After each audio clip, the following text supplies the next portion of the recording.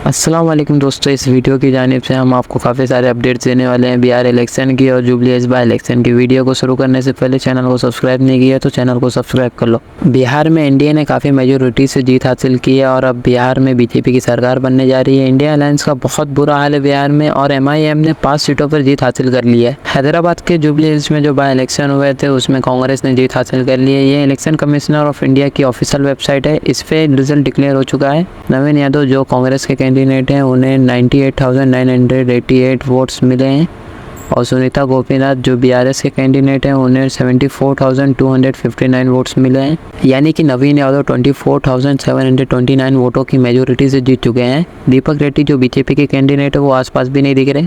इस जीत के लिए हम नवीन यादव और कांग्रेस पार्टी को मुबारकबाद देते हैं।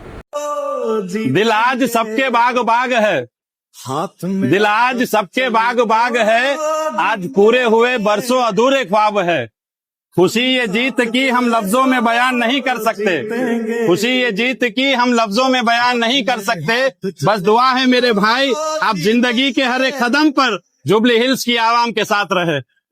और एमआईएम को भी 5 सीटों पर जीतने की मुबारकबाद देते हैं। पहला जोकीहाट से मोहम्मद मुर्शिद आलम को, दूसरा बहादुरगंज से मोहम्मद तौसीफ आलम को, तीसरा कोचाधाम से मोहम्मद सरवर आलम को, चौथा अमोर से अख्तरुल इमाम को, पांचवा बैसी से गुलाम सरवर।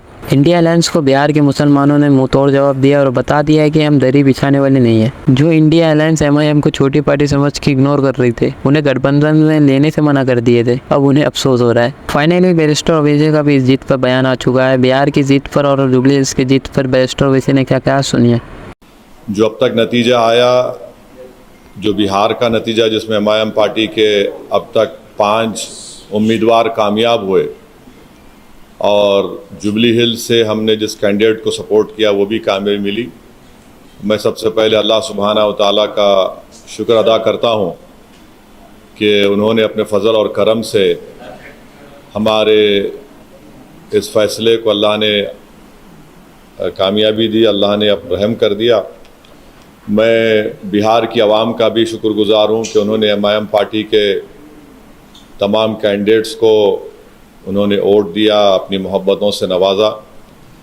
मैं शुक्रगुजार हूँ उन 5 असम्बली कॉन्स्टिट्यूंसीज़ के तमाम राय दहिंदगान का, ज़िम्मेदारों का, मजलिस पार्टी के तमाम मेंबर्स का जिन्होंने जनाब अख्तरुल ईमान साहब को कामयाब किया। अमूर से हमारे गुलाम सरवर साहब को बैसी से कामयाब किया, सरवर आलम को कोचाधाम से कामयाब किया, तौसीफ आलम को बहादुरगंज से कामयाब किया और मुर्शिद आलम को जोकीहाट से। और मैं साथ ही साथ शुक्रिया अदा करना चाहूँगा हमारे बिहार रियासत के सदर जनाब अख्तरुल ईमान साहब का, आफ्ताब साहब का, आदिल हसन साहब का और तमाम वहाँ के मजलिस के ज़िम्मेदारों का कि उनकी बड़ी मेहनत कोशिशें रहीं कि हम इस 5 सीट पर कामयाबी हासिल कर पाए और बहुत से मुकामात पर हमको एक बड़ी तादाद में वोट भी मिले। मैं शुक्रिया अदा करना चाहूँगा जनाब इम्तियाज़ जलील साहब का, मुफ्ती इस्माइल क़ासमी साहब का जो रुकन असम्बली मालेगांव हैं, और महाराष्ट्र से जो तमाम मजलिस के ज़िम्मेदार आए, दिल्ली से आए, उनका शुक्रिया अदा करता हूँ। हैदराबाद से अहमद बलाला साहब गए और वो ज़िम्मेदार थे अमूर विधानसभा के लिए, और जनाब माजिद हुसैन साहब का ख़ास तौर से जो तौसीफ आलम साहब की विधानसभा बहादुरगंज में मेहनत किए, और तमाम मजलिस के अरकान बल्दिया का जो बंगाल से भी आए, झारखंड से भी आए। बहरहाल एक कलेक्टिव इज्तिमाई कोशिश थी और मैं सीमांचल की जनता का शुक्रिया अदा करूँगा। ख़ास तौर से उन्होंने मजलिस इत्तेहादुल मुस्लिमीन को अपनाया, उसको अपनी आवाज़ बनाया और हमको उम्मीद है कि इंशाअल्लाह ताला ये जो फ़ैसला आया है, जहाँ से अब तक हमारे 5 मेंबर्स रुकने असम्बली और एमएलए बने, इंशाअल्लाह वो सीमांचल की इंसाफ के लिए लड़ाई लड़ेंगे, वहाँ पर डेवलपमेंट का काम करवाएंगे। और साथ ही साथ मैं जो नतीजा बिहार में आया है वो एक अवामी नतीजा है, हम उसको कबूल करते और हम मुबारकबाद देते हैं और अपनी नेक तमन्नाओं का इजहार करते हैं मौजूदा वज़ीर आला जनाब नीतीश कुमार साहब का। और हमारी पार्टी की तरफ से ये कोशिश होगी कि बिहार और सीमांचल में विकास हो, सीमांचल में भी बहार आए, सीमांचल में भी बच्चों की मौत ना हो, सीमांचल की महिलाओं के लिए, वहाँ के बच्चों के लिए स्कूल, अस्पताल, पुल, ब्रिज बने, इंडस्ट्रीज़ आए वहाँ पर। तो इस सिलसिले में हम उनको अपना पूरा ताउन पेश करेंगे। मैं शुक्रगुजार हूँ जुबली हिल्स की असम्बली कॉन्स्टिट्यूंसी के तमाम वोटर्स का, राय दहिंदगान का, कि उन्होंने जनाब नवीन यादव को अपने वोटों से कामयाब किया। यहाँ पर भी मैं हमारे मजलिस के दोनों MLCs का, जनाब रहमत साहब का, रियाजुल हसन अफंदी का, जनाब कौसर साहब का, जनाब यासिर अरफात का, अनवर सादात का, फराज साहब का और जानी मियाँ का, और ऐसे बेशुमार मजलिस के ज़िम्मेदारों का जो बड़ी मेहनत की, जस्तजू किए। और मुझे आज चीफ मिनिस्टर जनाब रेवंत रेड्डी साहब ने भी फ़ोन करके शुक्रिया अदा किया, मैंने उनको मुबारकबाद दी। और मैं समझता हूँ कि 2023 के असम्बली इंतखाबात के बाद ये एक बहुत बड़ी कामयाबी जो मिली है जुबली हिल से नवीन यादव को, इसमें बहुत बड़ा रोल CM की लीडरशिप रही और ख़ास तौर से उनके मिनिस्टर्स मेहनत किए। और मैं ज़िक्र करना चाहूँगा टेमरिस के चेयरमैन का कि उन्होंने बड़ा अच्छा कोऑर्डिनेशन किया, उनको भी मुबारकबाद।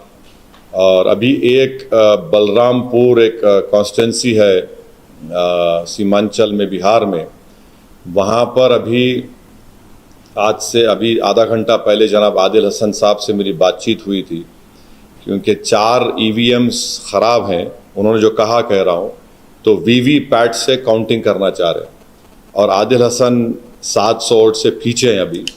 और वो जो काउंटिंग होगी, हमें यकीन है कि इबादपुर एक इलाक़ा है जो बड़ा स्ट्रॉन्ग होल्ड है मजलिस का, तो मुझे उम्मीद है कि अगर वो हो जाएगा तो इंशाअल्लाह आदिल हसन को भी कामयाबी मिलेगी। अल्लाह से हमारी दुआ है कि अल्लाह उनको कामयाब कर दे ताकि मजलिस के एक और MLA में इजाफ़ा हो सके। मगर अभी तक कोई ख़तई तौर पर इंफॉर्मेशन मेरे पास नहीं आई है। जो लास्ट मेरी बातचीत आदिल हसन साहब से हुई थी, बाहर निकले थे, तो उन्होंने मुझसे किसी के फ़ोन पर ये कहा है। तो अब देखना ये है कि वो कब मुकम्मल होगी, उसका क्या नतीजा आएगा। मगर बलरामपुर से बहुत अच्छे वोट हसनैन साहब ने लिया है और मगर उनको कामयाबी नहीं मिली। अरारिया से भी अच्छे वोट हमको मिले हैं मुख्तलिफ़ मकामात से। तो हमारी कोशिश है कि इसको और हमारी पार्टी को मजबूत किया जाए। और मैं फिर से बिहार की आवाम का शुक्रगुजार हूँ और ख़ास तौर से मैं पहले से कह रहा था कि RJD BJP को नहीं रोक पाएगी। आप मेरे स्पीचेस उठाकर देख लीजिए, मैंने ये बात कही थी। मैं बार बार आज भी बिहार के उन लोगों से अपील कर रहा हूँ जो इस गलत फहमी का शिकार हैं MY कॉम्बिनेशन के ऊपर। मैं पहले भी कहा, असम्बली इलेक्शन के दौरान भी कहा और आज भी कह रहा हूँ, आप सिर्फ वोट डालने वाले बनकर रहेंगे, आप वोट लेने वाला बनिए। इससे 2 फ़ायदा होगा, आपकी लीडरशिप बनेगी और आपके ज़रिए से आप कम्युनल और फाशिस्ट फोर्सेस को रोक पाएंगे। तो ये मुझे अपने ख़यालात का इजहार करना था। बड़ी अफसोस की बात है कि मेरी बात जो मैंने करा था वो सच हो गई, जिसका ख़दशा था मेरे को। तो अब ये उनको सोचना है कि क्यों वो लोग BJP को नहीं रोक पा रहे। अगर आप ये समझते कि मुझे गाली दे के, मुझ पर पत्थर मारकर, मुझ पर उंगलियां उठाकर, मुझे कुछ बोलकर आपका गम हल्का हो जाता है, तो बी माई गेस्ट।